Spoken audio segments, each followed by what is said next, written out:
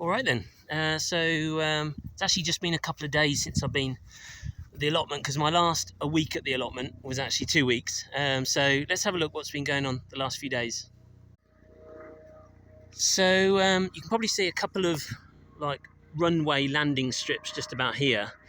What I did last week was cut away some of the green manure to make space for the rows of parsnips and radishes that were growing. Now the parsnips are going to take a bit longer to grow, but what had grown really quickly were the radishes, and it all looks a bit empty there for now, but I basically have harvested quite a lot of radishes, and I actually don't like radishes on their own, but I found a great recipe from the River Cottage A to Z book, which is a radish and mint salsa.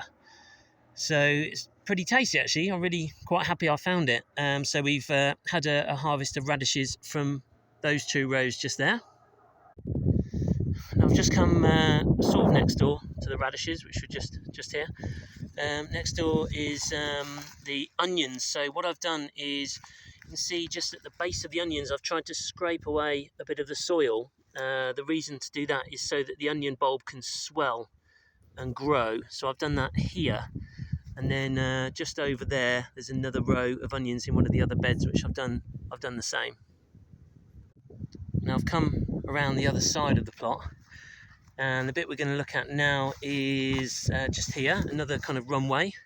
So this is always my plan: cover the entire plot with different plants that are going to benefit the soil, they're going to capture carbon, they're going to improve the soil quality and nutrition, lower the temperature of the soil, keep everything more moist. So that's all worked well.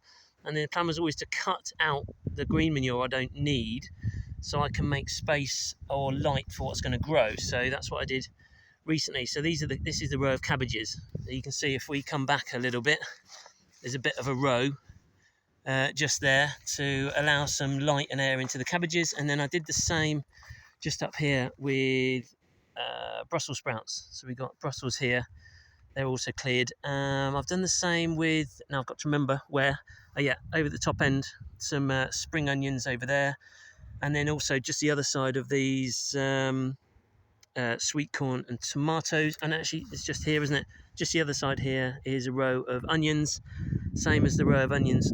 Over the other side was cutting away the green manure, so that let in the light, let in the air, and allow those to grow whilst getting the benefit of having the cover crops all around them.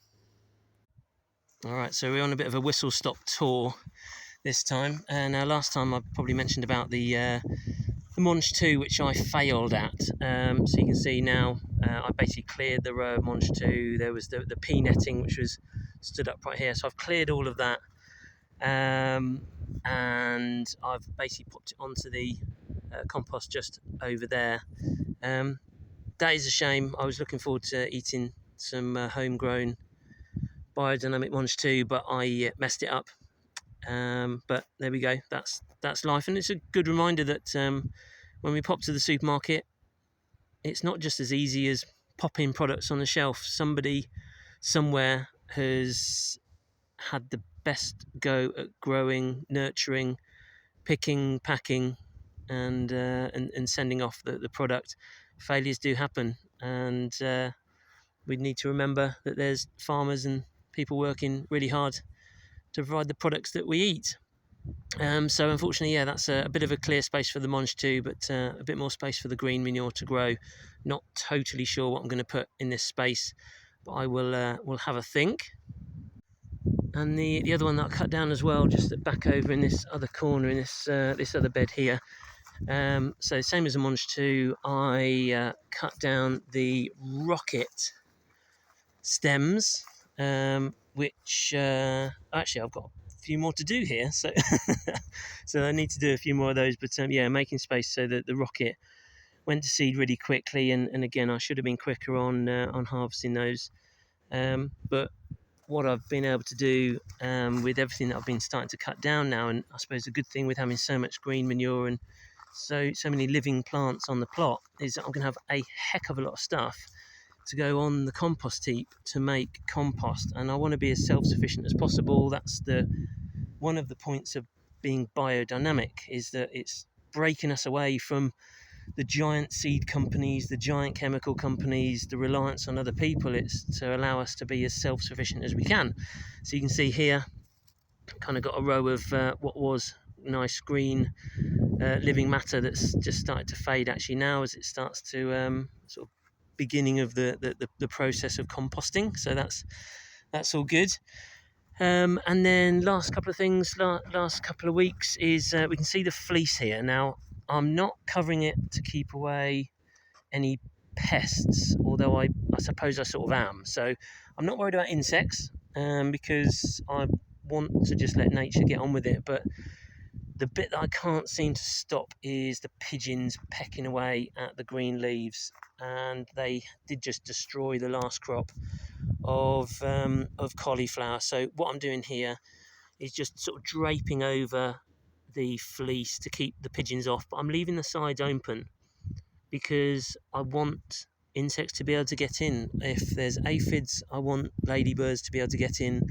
I want them to be able to lay their larvae, and the larvae to grow up into aphid monsters and keep everything controlled nicely. So, which we say did do on the last batch. So that's what I'm doing, leaving those the fleece draped over for a bit longer. And then the last job, which I've actually just done today, is on my tomato forest just here, which is doing pretty well. If we look inside there, we got some lovely big green tomatoes, which will turn red at some point. I just did another, my sort of 10 to 14-day water with the watering can of stinging nettle liquid manure for all the nutrients that gives, for the benefits of keeping certain pests off, helping it to encourage roots, all the amazing minerals that the stinging nettle can give to the plants to help it to grow, and obviously completely organic, completely in line with being biodynamic, and not reliant on any bad chemicals. The thing I've just spotted, I'm not sure if you can see it because I can't see it through the lens, but there is a quite beautiful rainbow just over that way, just about there. Another reminder that Mother Nature's pretty amazing, really.